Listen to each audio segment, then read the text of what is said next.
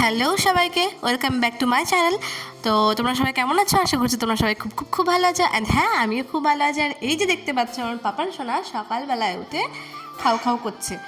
ও এখানে সেরেলাক খাচ্ছে, সকালবেলায় ঘুম থেকে উঠেছে। এবার তোমরা হয়তো ভাবছো যে আমি এখানে কেন বা এখানে কী করছি। তো আমি কালকে রাত্রেবেলা দিদির বাড়িতে এসেছি। দিদির বাড়িতে যেহেতু কেউ ছিল না, তো তার জন্য দিদির বাড়িতে এসেছিলাম। দিয়ে এখন পাপান খাবার দাবার খেলো, তাই আমি আর পাপান দুজন মিলে একটু গল্প করছিলাম, একটু মজা করছিলাম। আর এই যে বাইরেটা দেখো বেশ ঠান্ডা।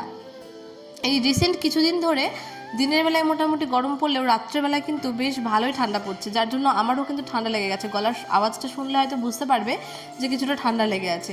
আর এই যে আমি সকালবেলায় ঘুম থেকে ওঠার পরে মোটামুটি এখন তাও কটা বাজছে, প্রায় 6:30টার মতো বাজবে। তো এই যে আমি এখন বাইরে যাব দিদিকে ডাকতে একবার।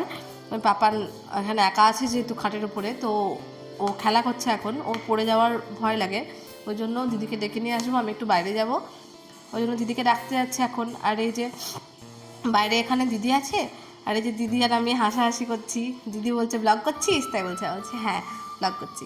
তো এই যে দুজন মিলে যখন চলে আসলাম, আর এই যে এটা হচ্ছে আমার দিদি, আর এই আমার পাপান সোনা। আমি আর পাপান সোনা দিয়ে তারপরে একটু বাইরের দিকে আসলাম ব্যালকনিতে এসে ওদের গাছের যে ডাটা আছে, ফুল গাছ আছে, ওইগুলো একটু দেখছিলাম। দেখতে দেখতে দেখছি এখানে আবার কিমু চলে এসেছে। দেখাবো তোমাদেরকে একটু পরে।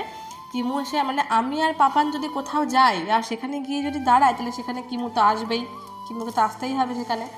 তো আর এই যে আমি আর পাপান দুজন মিলে দুষ্টুমি করছিলাম, একটু বকবক করছিলাম।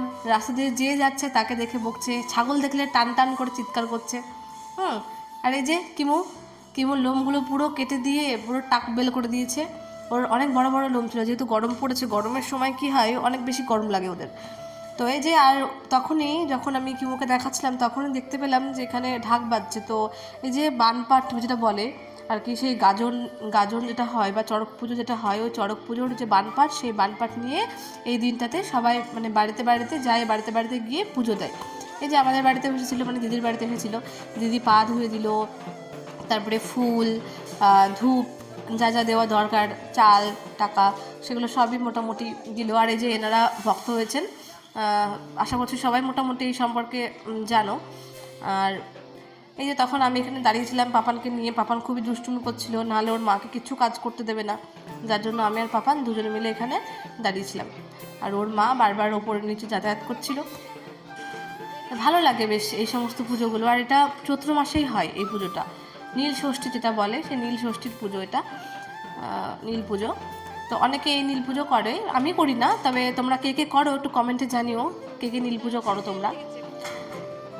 তো এই যে দেখো এখানে কি হচ্ছে, এখানে ওই যে তেল দিয়ে সিঁদুর দিয়ে ওই বানপাটটাকে ভালো করে করে নেবে, মাখিয়ে নেবে তেল সিঁদুরটা। আমার দিদি যে সিঁদুরটা দিয়েছে, তেলটা দিয়েছে, সেই তেল সিঁদুর দিয়ে ভালো করে এটা মাখিয়ে নিচ্ছে। হ্যাঁ, তারপরে ওরা একটু পরে আবার ওইটা বানপাটটাকে নিয়ে আবার চলে যাওয়ার পরে আবার অন্য বাড়িতে, এরকম করে করে পুরো গ্রামটাই মোটামুটি আজকের দিনটাতে গ্রামের যত বাড়ি আছে, শুধুমাত্র কোনো অসহ্য বাড়ি ছাড়া বাদবাকি সব বাড়িতেই এই বানপাটটা নিয়ে যায় সবাই। তো এই যে চলে গেল ওনারা। চলে যাওয়ার পরে তারপরে আবার আমি আর দিদি দুজনে তখন আবার ওপরে গেলাম। ওপরে যাওয়ার পরে তখন আমি দিদির জন্য চা বানালাম। তো এই যে চা বানাচ্ছিলাম, সকালে সেরকম খাবার মতো কিছুই সেরকম মনে পড়ছিল না। আমি আর দিদি কী ভাবলাম, দিদি বললো যে কী খাবি বল আমাকে। আমি বললাম আমি সেরকম কিছু খাবো না, তুই কী খাবি বল। তো দিদি বললো তাহলে চা বানিয়ে ফেল সকালবেলায়। আর আমি চা খাই না সকালে, আমার ভালো লাগে না চা খেতে, কিন্তু তবুও দিদি বললো যে সকালে কিছু না খেয়ে থাকবি খালি পেটে, তো ওই জন্য চা বানিয়ে ফেল। দুদিন আমিও চা খেলাম একটু, দিদিও চা খেলো একটু। এই যে চিনি দিয়ে দিলাম। আর এই যে চা পাতাটা জানো তো, যখন দিয়েছি তখন না আমি বুঝতে পারিনি যে আমি বেশি চা পাতা দিয়ে ফেলেছি। চাটা না অনেকটা বেশি তেতো হয়ে গেছিলো। আর যেহেতু বাড়িতে চা পাতা ছিল না, ওর জন্য আমি কী করেছিলাম, একটু ওই গুটি চা দিয়ে দিয়েছিলাম, যার জন্য কালারটা ভালো এসেছিলো ঠিকই, বাট অনেকটা বেশি তেতো হয়ে গেছিলো। হ্যাঁ, তো এই যে চা আমার রেডি এখানে। এবার চাটাকে আমি ঢেকে নেবো। বারবার আমি মানে ঠান্ডা লেগে যাওয়ার জন্য কী হচ্ছে, আমার নাকে সমস্যা হচ্ছে বা কথা বলতে সমস্যা হয়ে যাচ্ছে, কথা বেঁধে যাচ্ছে। তো তার জন্য আমি করছি, তো সরি সেটার জন্য। তো এই যে আমি একটা কাপে চা ছেঁকে নিলাম, এবার আর একটা কাপে চা ছেঁকবো। আর আমাদের পাপান শোনে না, চা দেখলে বা বিস্কুট দেখলে শুধু চা বিস্কুট করেই যায়। আচ্ছা, পাপান সোনাকে সেটা বলি, ওটা হচ্ছে আমার, যেটাকে একটু আগে দেখিয়েছিলাম, সেটা আমার দিদির ছেলে। আর কিমু হচ্ছে আমার দিদির বাড়িতেই থাকে। দেবুদা যেহেতু, মানে আমার জামাইবাবু যেহেতু ওখানে এখন নেই বাড়িতে, একটু বাইরে গেছে কাজের সূত্রে, তো তার জন্য কি হয়েছে, তার জন্য আমি গেছিলাম ওদের বাড়িতে। তো এই যে এখন আমি কিমুকে বিস্কুট খেতে দিচ্ছি। ও সকালবেলায় বিস্কুট খাই, মোটামুটি 3-4টে মতো বিস্কুট ওকে দিলাম খেতে।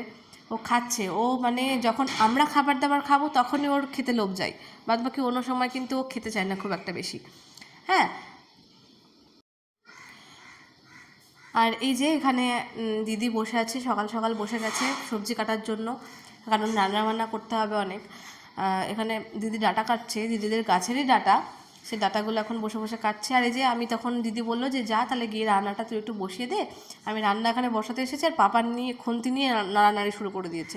যদিও ওটা গরম জল ছিল না, যার জন্য ওকে আমি বারণ করিনি, গরম জল থাকলে ওকে হাত দিতে দিতাম না। তো আর এই যে এদিকে আমি ডাঁটা ভাজার জন্য আমি ডাঁটা সেদ্ধ করতে দিয়ে দিয়েছি, আর ওইদিকে বিভিন্ন যে সমস্ত সবজিগুলো রান্না হবে আজকে, সেই সমস্ত সবজিগুলো ওখানে রয়েছে। যেমন আজকে তোমার মাছের ঝোল টোল এরকম আরও অনেক কিছু হবে। মাছের ঝোল হবে, ডাঁটা ভাজা হবে, তারপরে মাছের একটা বাটি চচ্চড়ি টাইপের হবে, পেঁয়াজ দিয়ে বাটি চচ্চড়ি, ওইগুলোই। আর মাছ ছিল বলতে ওখানে তেলাপিয়া মাছ ছিল, আর কিছু পোনা মাছ, মানে আমেরিকান রুই ছিল, এরকম হবে। 3-4 রকমের মাছই ছিল ওখানে, কারণ আমার কাকুদের বাড়ি থেকে, তারপরে আমার দিদির মামা শ্বশুরের বাড়ি থেকে মাছ দেওয়া হয়েছিল, তো তো ওই মাছগুলোই ওখানে ছিল। আর এই যে ডাঁটাটা আমি বসিয়ে দিয়েছিলাম। আমি মোটামুটি খুব একটা ভালো রান্নাবান্না করতে পারি না, তো ও দিদি যেহেতু বললো যে যা একটু ডাঁটা ভাজাটা বসিয়ে দে, আমি এদিকে তরকারি কাটছি। আর পাপান খুবই জ্বালাচ্ছিল, যার জন্য দিদিকে বললাম যে তুই নে পাপানকে, দিদি পাপানকে নিল, আর তখন আমি এগুলো একটু বসিয়ে দিলাম এগুলো রান্না করতে। সেদিন আবার বৃহস্পতিবার ছিল, যার জন্য দিদি তখন পুজোও করতে গেছিলো। আর পাপান তো এত কান্নাকাটি, এই যে দেখো দিদি মাছ কাটতে বসেছে, সেখানেও ওর শান্তি নেই, কারণ মাছ কাটতে বসেছে সেখানেও ও গিয়ে মাছগুলোকে নাড়বে আর জুজু জুজু বলে চিৎকার করবে, মাছ জুজু বাবা বলে চিৎকার করবে। আর এই যে পাপানকে তখন আমি বললাম যে পাপান বাবু চলো ঘরে চলো, ওই রাগের জ্বালায় কী করলো, ওই টুলটাকেও ফেলে দিল। আর এই যে এখানে রান্নাবান্না যেগুলো আমি রান্না করেছি সেগুলো দেখালাম। মোটামুটি আমি 2টো রান্না করেছি, আর মাছের ঝোলটা দিদি বানিয়েছিল, আর ভাত আর আলু সেদ্ধ হয়েছিল। হ্যাঁ, আমাদের মোটামুটি দুপুরকার খাওয়া দাওয়া কমপ্লিট হয়ে গেছে, মোটামুটি প্রায় যখন 1টা বাজছিল হয়তো। তারপরে আমি পাপান দুজনে মিলে একটু মানে একটু খেলা করছিলাম ফুল টুল নিয়ে। ও একটু বেশি দুষ্টুমি করছিল, যার জন্য প্রচণ্ড কান্না করছিল, দিদি বকেছিল দিয়ে দিয়ে কান্নাটা চুপ করানোর জন্য আমি ও মিলে একটু খেলা করছিলাম। আর এই যে এখানে কিমু সোনাকে এখানে ভাত খেতে দিয়েছি, কিম এখানে ভাত খাচ্ছে, মাংস ভাত, ও মাটন দিয়ে ভাত খাচ্ছে, ওর জন্য একটু মাটন রাখা ছিল, ও খেয়ে নিল, ওর খাওয়া মোটামুটি কমপ্লিট।